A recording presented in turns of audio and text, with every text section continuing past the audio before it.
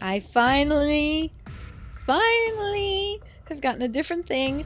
I prepared to defend, but was blocked by the back of Erik's head and a wave of ethereal tendrils. All at once, the tendrils grabbed hold of the sword and forced it away. That's right, use your mystical powers, Erik. Around Erik's body was a deep aura of a red and purple mist, swirling in the air and wrapping around his summoned tendrils.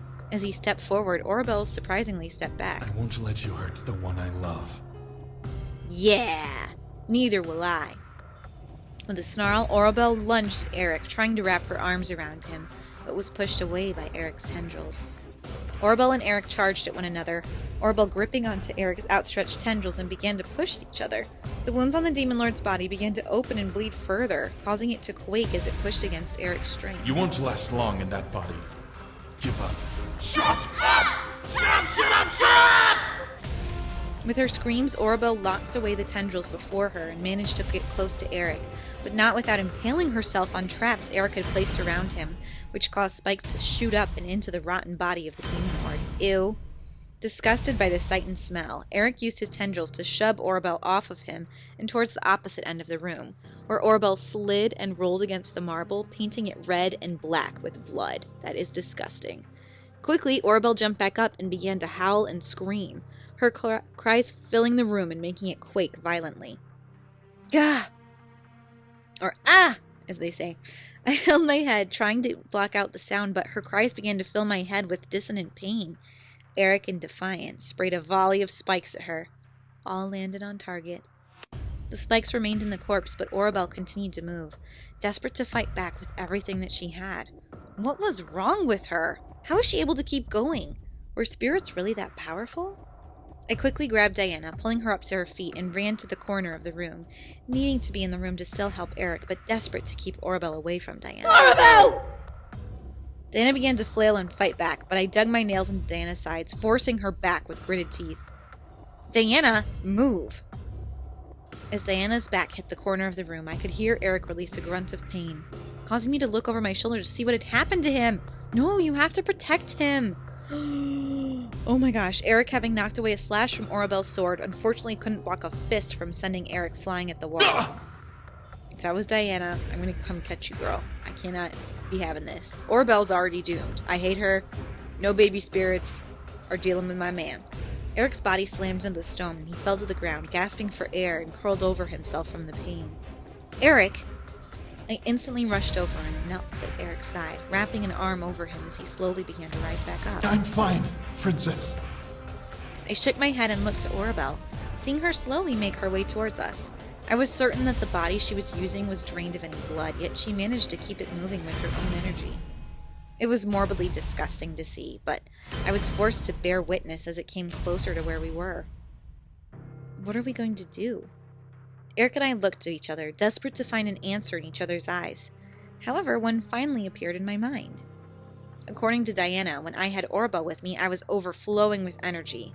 If I was still standing, then I still had some left. There wasn't enough for me to fight, but there was enough to give to Erik to possibly help him.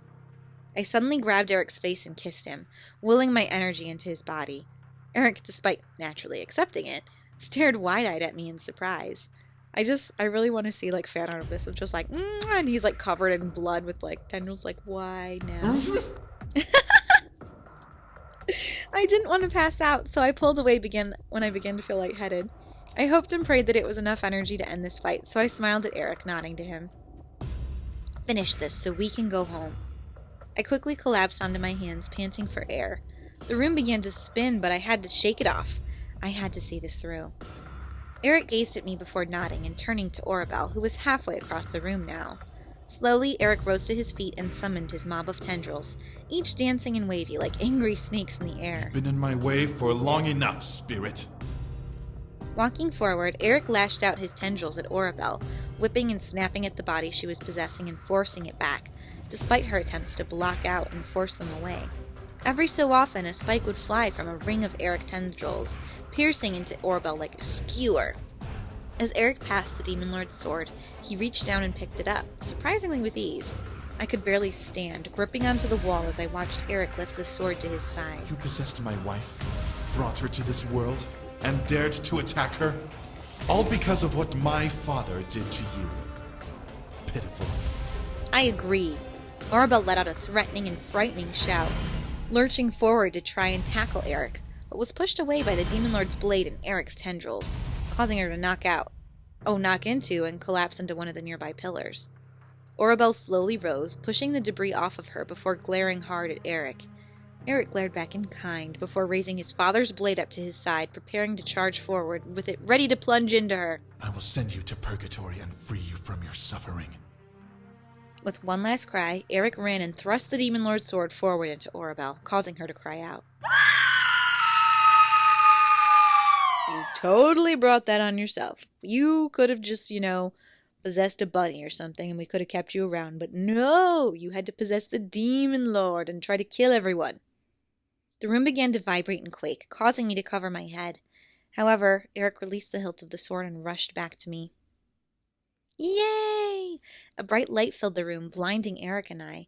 Erik gripped onto me, trying to cover my body with his, but the white color of the flash invaded my vision. Silence slowly consumed the air as my world became blank like a canvas. I looked up to see the spirit orb bobbing up and down in the air. What's up, spirit? I hate you. Oh. You saved me! What? Thank you! You freed me at last! What was your purpose? Explain! Orabel. The orb spun around itself once, releasing a small giggle. It seemed overjoyed, despite what just happened earlier. I killed you. That's no big deal, though, I guess. Had Orabel been under some sort of corruption? I can finally go home! Orabel. I turned my head to see Diana slowly walking forward to be by my side, staring at the orb in both sadness and relief. Orabel floated over to hover in front of Diana, a soft line of sadness in her own voice. I'm sorry, big sister, It's alright. You're free now. Diana wrapped her arms around Orabel, laying her cheek softly on the orb as it flickered a warm glow. The air was calm and the love between Diana and Orabel seemed to hum with the orb's light. However, Diana was still alive, and I could tell this was her final goodbye to the sister she never got to meet. It was heartwarming as well as bittersweet, but Diana deserved a proper closure with the sister she grew to love. Tell Mother and Father that I'm alright, okay? I will. Aww. Dan and I suddenly looked to the light around us, hearing a man's voice. Orabel spun around in a circle, letting out a happy gasp. Father? Father!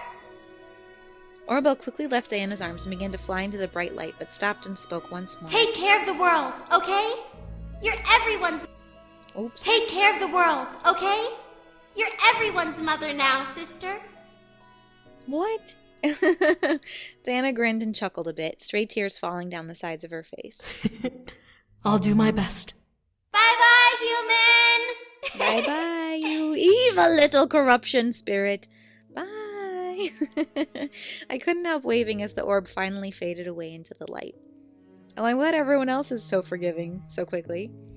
As the world returned to the Great Hall, I found myself still wrapped in Erik's arms. I looked up to see him staring down at me in worry, like I had passed out. Erik? Love, are you all right? Of course I am. I nodded. I was all right now. The battle was over, and I was free to return home. Great sacrifices were made, but it was all over now. I was going home. Diana, who had been sitting in the corner of the room, braced her knees to her chest, taking in what had happened as well. I was positive that she was truly there with me to say goodbye to Orabel, so she had to recuperate. Saero. Ooh, she summoned him. He's there! Despite being out of breath, Saero quickly dropped his knees and wrapped his arms around Diana. I was on my way to tell you! Why We've did won! they disappear when they We do forced that? the enemy to dissolve and surrender and... Shut up. Saero flinched as Diana wrapped her arms around his chest and pulled him tightly against Just her. hold me. Aww. Saero stared down at Diana before nodding and embracing her, resting his head against hers comfortingly. I could barely hear soft sobbing from her, but I was glad to know that Saero was there for her. I looked up at Erik and smiled before kissing him, relishing in the victory of the rebellion and the release of my curse. I was finally going home. It was over. The war was finally over. As the smoke cleared, we were victorious. The soldiers left standing were the ones to cheer in victory. The sky became littered with the howls and cries of the joyful and happy. The tyranny of the Demon Lord had ended. But what now? Home was now possible.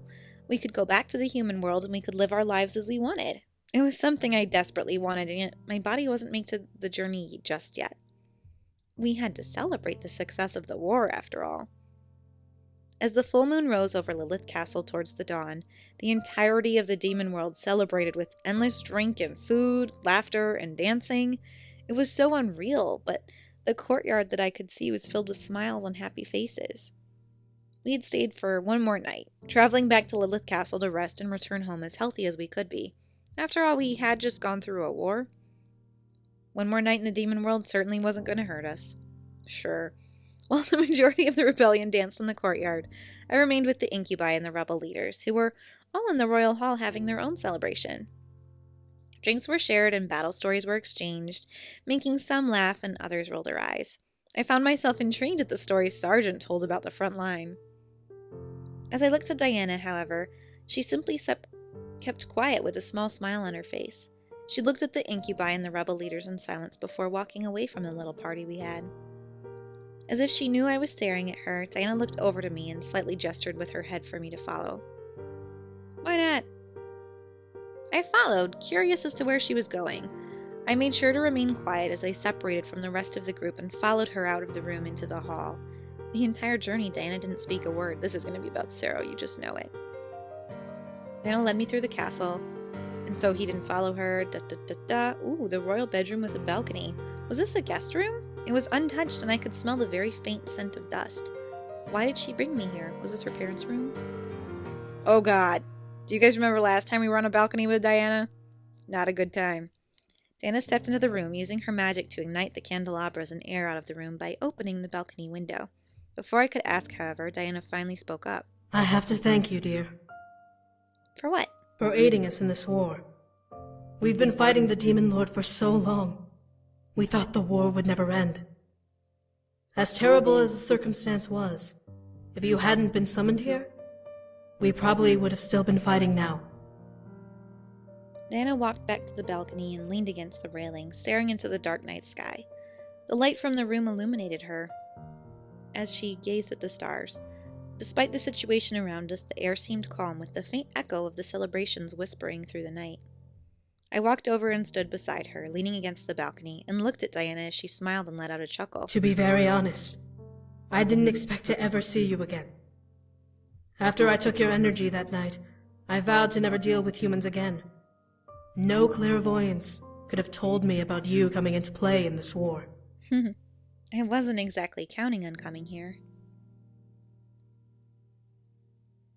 It was good to see you again, though. What? It was true. She's blushing. I was able to see another side of her, one that wasn't cruel or ruthless towards me. I guess it was the real her, and I was happy to find out she wasn't a terrible person after all. When you were in the human world, I never imagined you were a nice person. You did everything you could to mess with me and try to get the boys to return. Since I came, I know who you really are.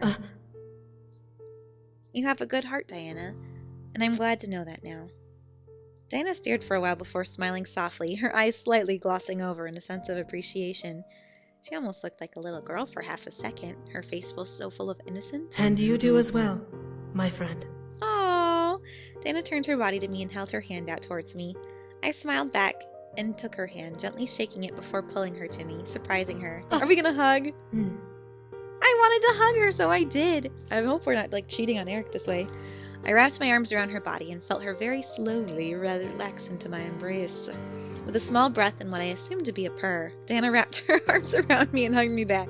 Getting a little inappropriate now. We're both engaged, kind of. Never would I have imagined embracing Diana and seeing her not as an enemy, but as a friend. It was mind-boggling, but I was glad to know the real Diana now. Diana and I pulled away from each other and smiled before stepping back to her original spot. Oh, I had almost forgotten. I tilted my head. What was she talking about? Diana lifted one of her hands towards the sky and waved her hand through the air, making a soft purple mist glow around her fingers. Within seconds, the mist morphed and formed itself into a lavender-colored lily, resting peacefully between Diana's fingers. She brought it down and presented it to me with a kind gaze. A gift, my dear. A gift?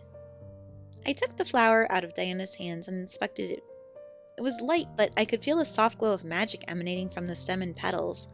The bloom reminded me of a human world lily, but something about it seemed otherworldly. A flower known only to demons of Lilith. We call it the flower of Lilith, because these flowers were said to have been created when Lilith first appeared in the abyssal plains. Did you guys know in the Bible Lilith was like Adam's first lady? Just kidding.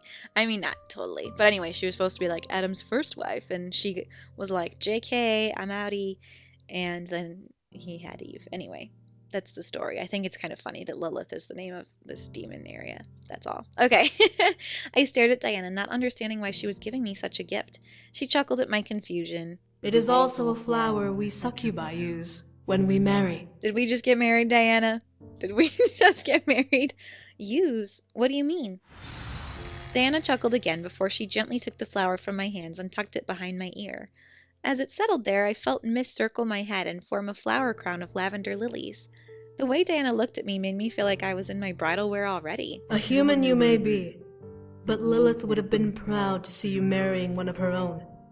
These flowers represent her blessing, and may only crown the worthy. I felt a blush run across my cheeks. This was a blessing? I slowly reached up and ran my fingers along the flower crown adorning my head, feeling the soft petals against my fingertips. They were almost pulsing with energy. I felt both flattered and honored that a simple flower felt that I was worthy enough to crown my head. Diana let out a sigh and looked back to the sky, making me do the same. One would have expected the sky to be full of smoke or smell of a war's aftermath, but the sky was clear, and fresh air drifted through my nose as I inhaled. It was indeed another world, and tonight was my last night in it. Well, you did it! Congratulations! What? You've made it to the end of your story. I have to say, I am very surprised at how it turned out. There's no CG of me and Erik living happily ever after. Nevertheless, or getting married. I'm glad things worked out in the end, whether it was for the better or otherwise. We still didn't get married. I mean, who would have thought that Diana's own sister was the one that brought you to the demon world? It's a small universe, isn't it? Very small. It deserves a wedding. However, your you. love came through in the end. With your strength, Erik was finally able to defeat Orabelle and send her to the afterlife, where she belonged. Yeah, thanks, Kay. Anyways, you've been through a lot, so why don't we skip to... The wedding! You want to know what happened after the war? Well, I mean, I guess I could tell you. Or we could get married. After the war was finished, the entire rebellion celebrated. Word spread far and wide about the rebellion's success, and soon every kingdom in the abyssal plains had become united with the new authority. Huzzah. You would think demons would be more hostile towards each other, being demons and all, but the threat of the demon lord was what brought the entire world together. Yay! The entire world united under one banner, the Ooh. Lilith crest.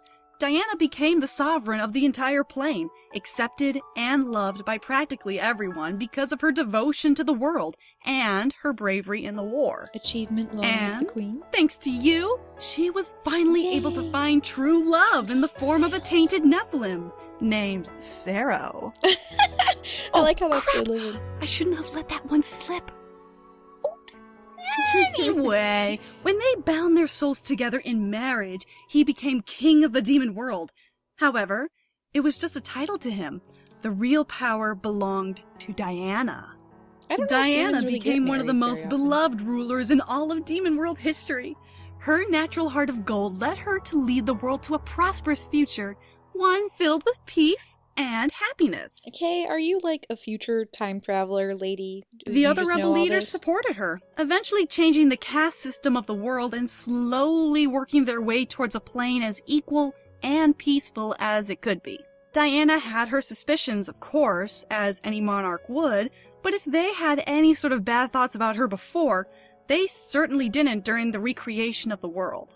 And I believe that is everything that happened after, well, except for your story anyway. Erik and you returned home, and since everything was taken care of before he found you, you got ready for the actual wedding. Wedding! Huh?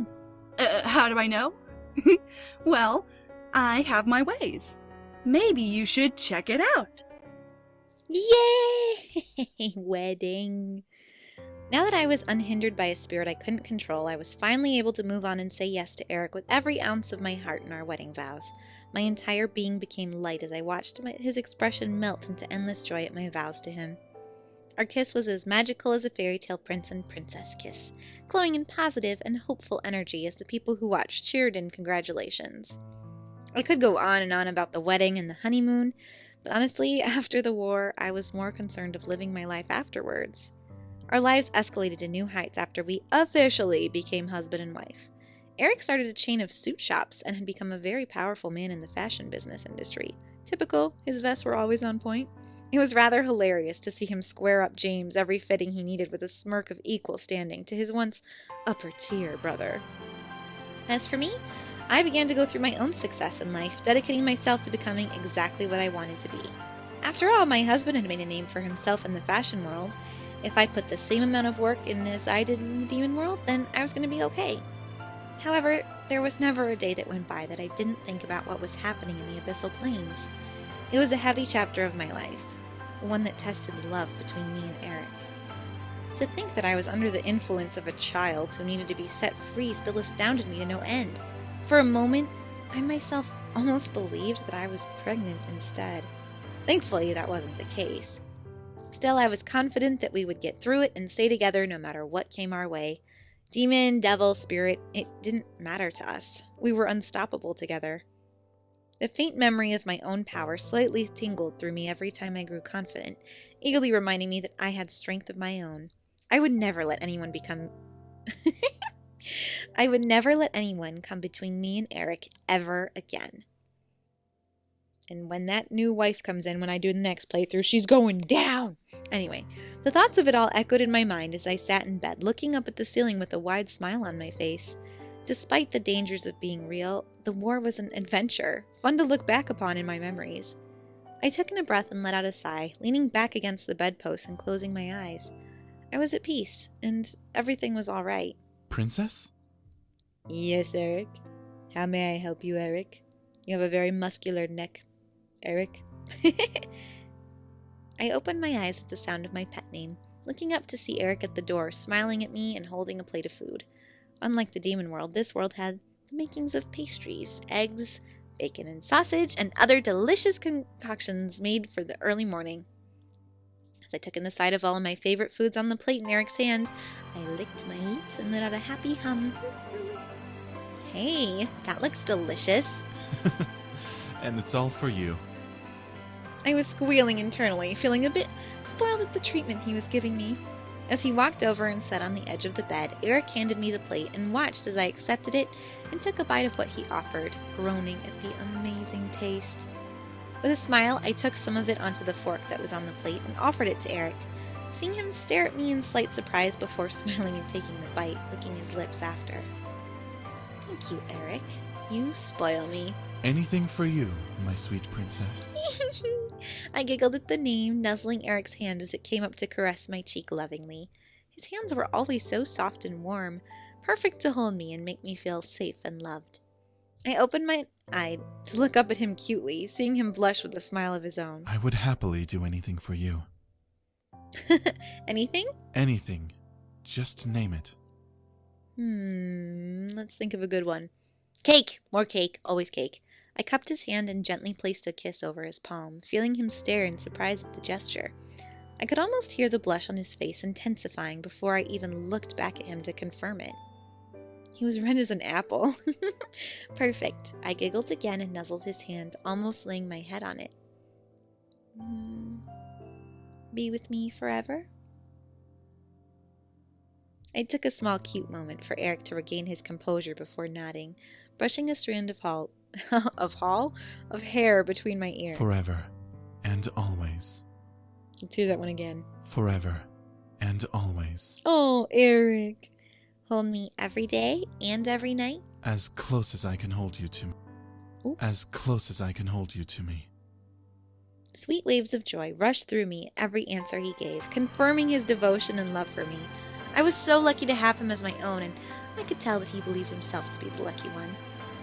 In honesty, we were both the lucky ones, perfectly blending together and devoting ourselves to each other without second thoughts. We proved it in the demon world, and we would prove it for the rest of our lives. I gently pulled Erik towards me, moving the plate between us to the nightstand, smiling as he came close before capturing his lips with mine in a loving kiss. He was definitely surprised, but It wasn't long before he began to kiss back just as passionately. The gentle taste of roses and rain always made me feel at peace, and I always managed to find it on Erik's lips. He was my perfect prince, and I was his loving princess. Our mansion was a castle, and the human world was our kingdom to explore. What story could have been better? As we gently pulled away, we gazed into each other's eyes, becoming lost in them. All I could see in his purple irises were waves of love and care, filling my heart with everlasting peace. I began to wonder what he saw in my eyes. Whatever it was, he became entranced and could do nothing but wrap his free arm around me, pulling me to him lovingly. Everything in my life belongs to you. My heart, my body, my soul, everything. I swear to give you everything I am, and love you until the end of time. Nothing will tear me away from you. Erik. With a tender kiss on my forehead, Erik's expression softened to a gaze of deep love. I love you, princess. I love you so much. Good. I believed every word. I let his words embed themselves into my heart, and I would remember them forever. As Erik kissed me again, locking lips with mine, he sealed his words.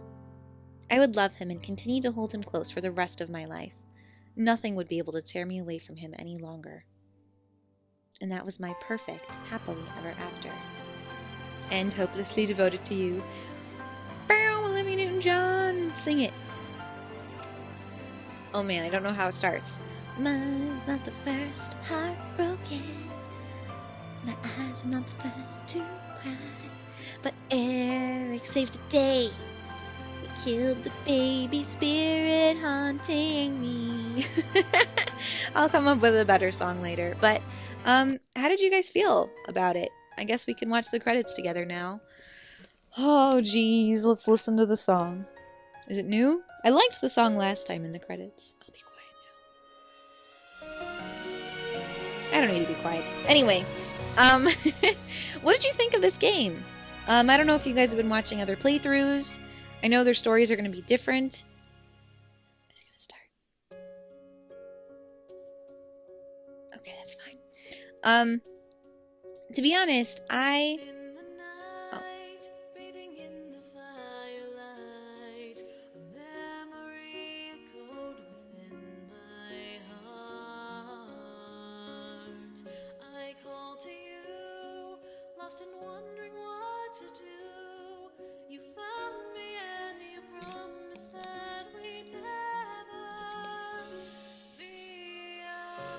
Jello Apocalypse. Everyone else is using their own name, just like, this is my username, look me up. Pickle131.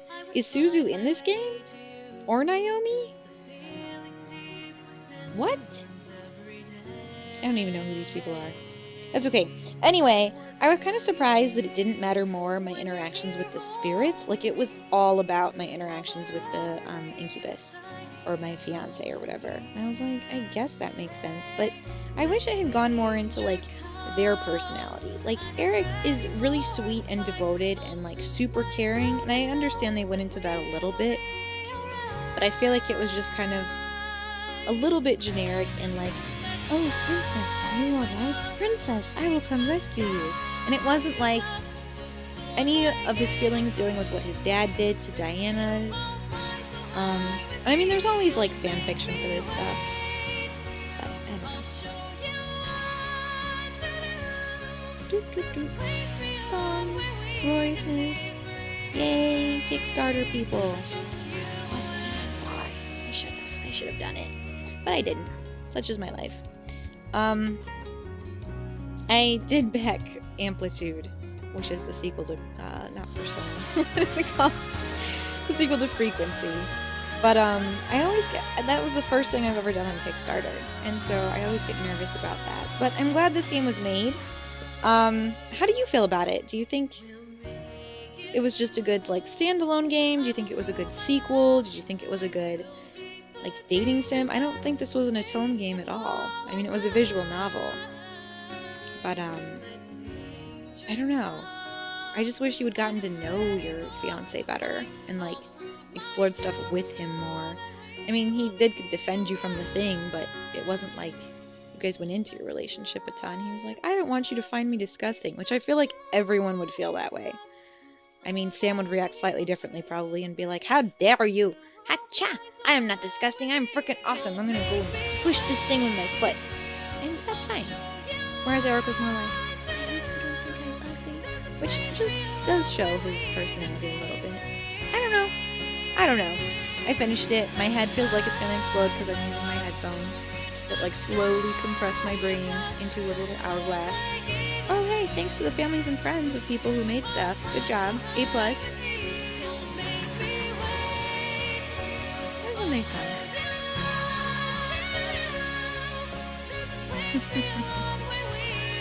Please just do my best. No. No. I won't. That's gross.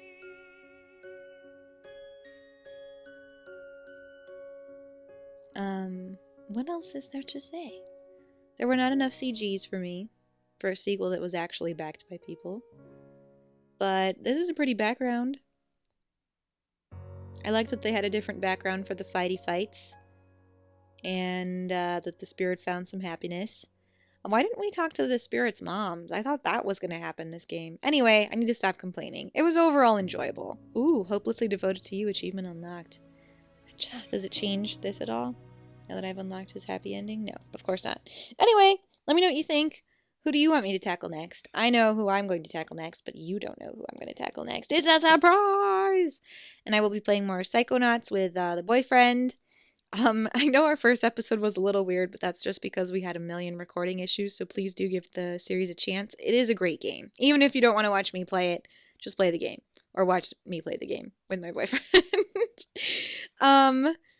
Anyway, have a great day. I hope you stay sweet and avoid being possessed by demons and stuff.